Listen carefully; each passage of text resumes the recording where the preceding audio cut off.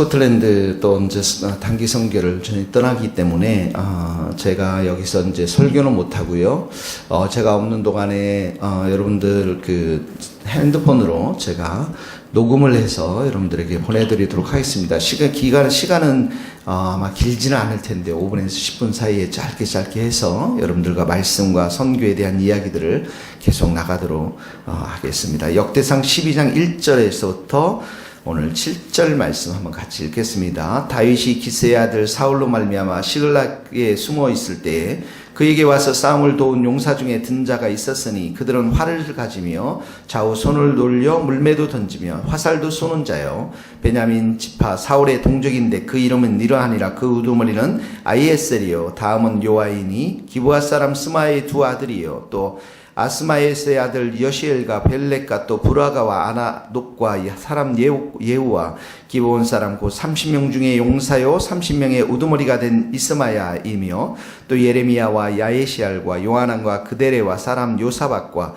엘루세 여리못 부야라 스마레 하룹 사람 스바데아와 고라 사람들 엘가나와 이샤야와 아사렐과 요아셀과 야소 부암이며 그돌 사람 여로함의 아들 요엘라와 스바다냐더라. 갓 사람 중에서 광야에 있는 요새에 이르러 다윗에게 돌아온 자가 있었으니 다 용사요 싸움에 익숙하여 방패와 창을 능히 쓰는 자라. 그의 얼굴은 사자 같고 빠르기는 산의 사슴 같음이라. 네, 계속 나와 있는데요. 오늘 첫 번째 말씀은 만남의 축복입니다. 만남의 축복.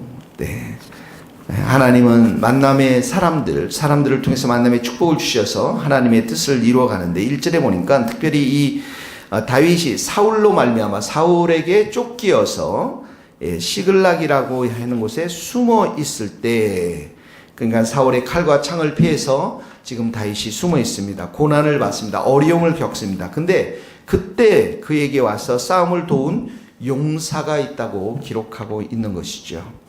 근데 이 용사들이 그냥 보통의 용사들이 아니라 2절에 보면 활 잘 쏘고요. 또 물매도 던지고 화살을 잘 쏘는 용사로 이렇게 나와 있습니다. 특별히 이들이 베냐민 지파 사울의 동족이었습니다. 그러니까 그 당시에 어떤 자기의 그 지파 씨족을 통해 혈연을 중심으로 이들이 함께 잘 뭉쳐 있는데도 불구하고 이 베냐민 지파 사울의 동족인데도 불구하고 많은 사람들이 이 시글락에 있는 고난과 어려움에 있는 다윗을 돕기 위해서 이렇게 활을 잘 쏘고 양손을 잘 쏘는 잘 사용하는 용사들이 다윗에게 몰려왔던 것들을 보게 되어집니다. 이 이야기가 1절에서부터 바로 7절까지의 말씀인 것입니다. 자, 다윗에게 가장 힘들고 어려울 때 찾아왔던 사람들, 이 시글락에 모인 사람들은 어쩌면 멸시받고 홀대받는 그런 사람들이었습니다. 사람이 잘 나가고 형통할 때 우리가 함께하기는 쉬울 텐데, 그러나 고난받고 힘들고 어려울 때 함께한다는 건 쉽지 않았을 것입니다. 그런데 이 고난의 시간에 하나님께서는 사람들을 보내주십니다. 사람들을 보내주셔서 이 고난의 장소가 만남의 축복의 장소로 변화시켜 주시는 것들을 보게 되어집니다. 8절에도 보면 갓지파의 사람들이 옵니다. 이 사람들도 광야에 있는 요새 이렇게 나와 있죠. 광야에 다윗이 요새로 도망쳤을 때 이들이 8절에 보니까 갓사람 중에서 용사와 방패와 창을 능히 쓰는 사람들, 이 모든 사람들이 함께 왔다라고 나오고 있습니다. 이 8절에서 15절 말씀이 바로 갓자손 중에서 나온 사람입니다. 16절에서 18절 베냐민과 유다 자손 중에도 다윗에게 나온 사람들이 있습니다. 19절에도 보면 블레셋 사람들이 다윗과 함께 싸울 때 문나세 지파 사람들이 19절에서부터 21절에까지 사람들이 나오게 됩니다. 이 20절에 보니까 다윗이 시글락으로 갔을 때 문나세 지파에서 그에게 돌아온지라. 21절에 보니까 이들이 큰 용사요 군대의 지휘관이었음을 밝히고 있습니다. 그래서 22절 한번 같이 읽겠습니다. 그때 사람이 날마다 다윗에게로 돌아와서 돕고자 하며 큰 군대를 이루어 하나님의 군대와 같았더라. 네. 자, 사람들이 날마다 다윗을 중심으로 그가 특별히 시글락 동굴에 있었을 때, 광야에 있을 때, 어려움이 있었을 때 그들과 다윗에게 나와서 함께 와서 큰 군대를 이루는, 마치 하나님의 군대를 이루는, 하나님의 뜻을 이루어 가고자 하나님께서 보내신 사람들로 이 광야와 시글락 땅에 사람들이 모여들었다라는 것입니다.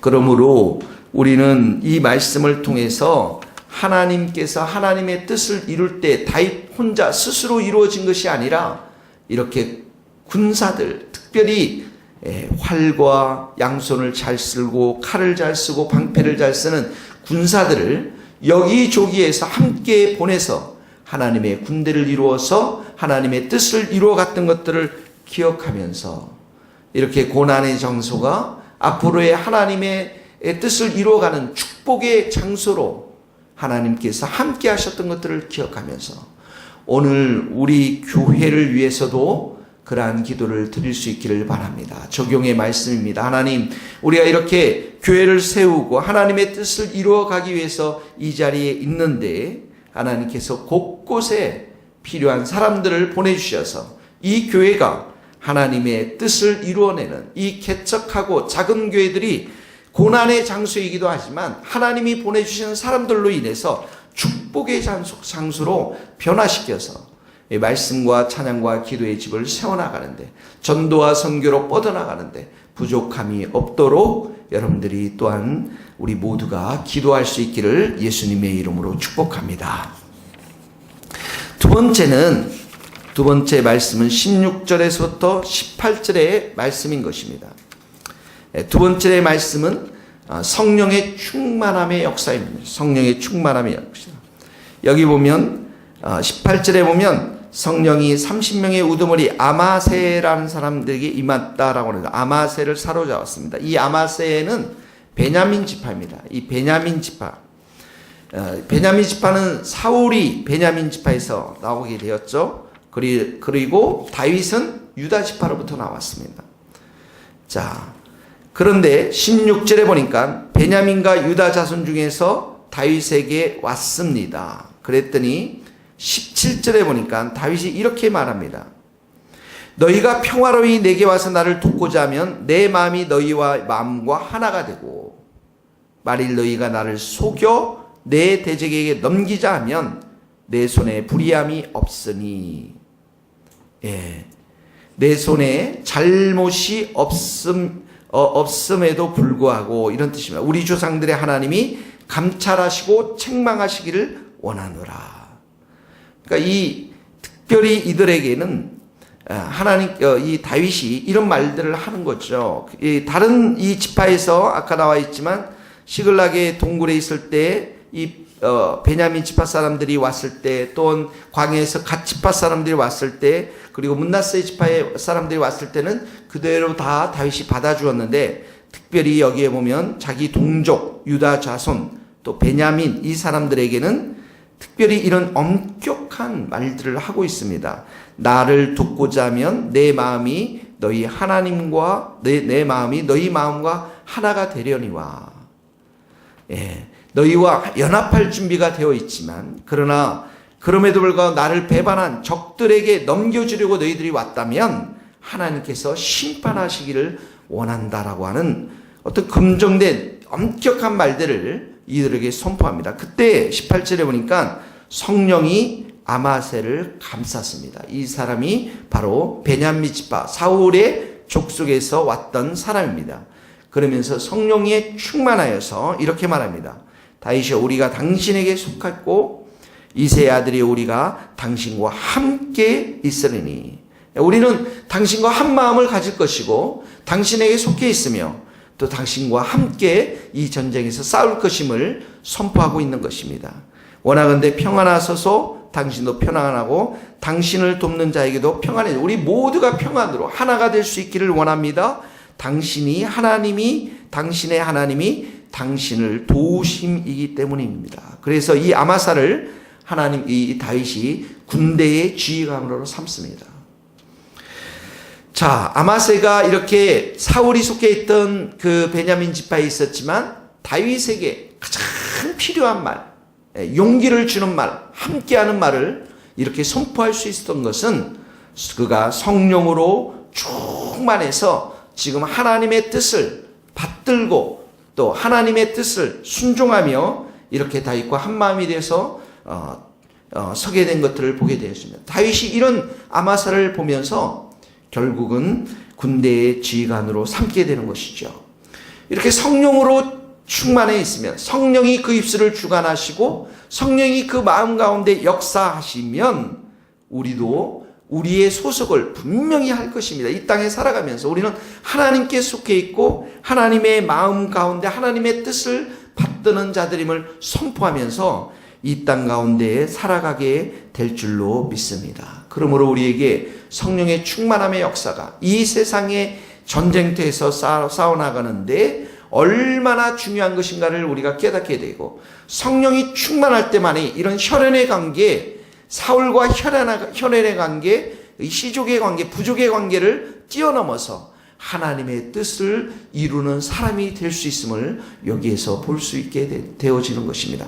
세상 가운데는 성공을 향해서 나아가며 이런 관계를 통해서 우리는 수많이 얽히고 설킨 그런 관계를 맺게 되면서 때로는 그런 유혹과 그런 관계 속에서 자유롭게 살지 못하지만, 그러나 성령으로 충만하면 이렇게 관계와 이런 혈연의 관계, 시족의 관계, 사사로운 이익의 관계를 뛰어넘어서 하나님의 뜻을 보고 그 뜻 앞에 우리가 하나님께 속해 있음을 고백하면서 살아가게 될 줄로 믿습니다. 그러므로 오늘도 우리 모두에게 성령의 충만한 은혜의 역사가 있어서 우리가 하나님께 속해 있고 또 하나님의 뜻을 받드는 그런 복된 하루 될 수 있기를 예수님의 이름으로 축복합니다.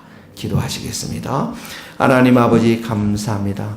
오늘도 하나님이 고난의 장소에서, 광야에서, 시글락 동굴에서 하나님 아버지 비록 피하면서 전쟁의 칼과 사울의 칼과 창을 피해서 고난 가운데 있었지만 하나님 그 자리에 하나님께서는 사람들을 보내시고 용사들을 보내시고 함께 이 전쟁을 수행하도록 동역자들을 보내주신 것을 기억합니다.